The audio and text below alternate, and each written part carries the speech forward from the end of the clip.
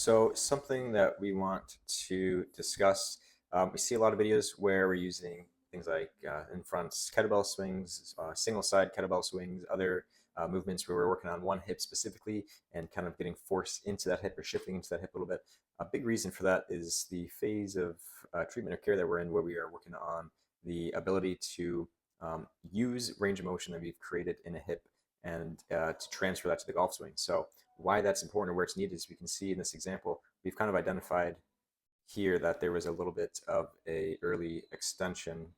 So if I do draw that here, that as we were moving forward, we come off that line a good deal. And again, what we need here, there's a lot of things that we need to prevent this, right? And just have a effective, efficient golf swing. But one thing is we need this lead side hip here to be able to internally rotate.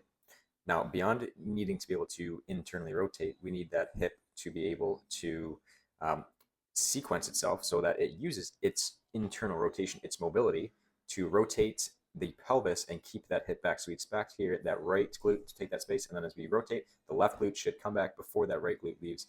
But again, that's not happening. So a lot of times that issue is an internal rotation mobility issue in this left hip. So to escape the need to internally rotate that hip, people will push their hips forward instead to help clear. Now, of course, we're getting some rotation at that hip and that pelvis, but we are not getting or using at least the ideal amount.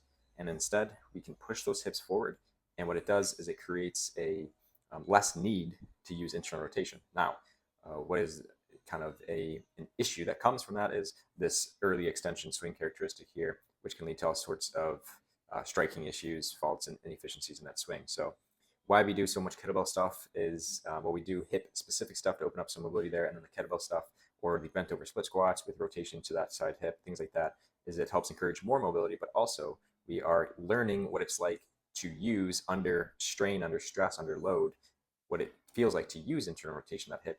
And then so that's kind of that bent over split squat, and then we use again those side to side kettlebell swings to help do it under a more ballistic or dynamic environments, right? So we can do it explosively. We can take load and accept load into that hip, and then do it with confidence, right? So we're teaching that hip and the body and the brain what it's like to actually shift into that hip and rotate about that hip while or without having to compensate or kind of bail out of it with that early hip extension.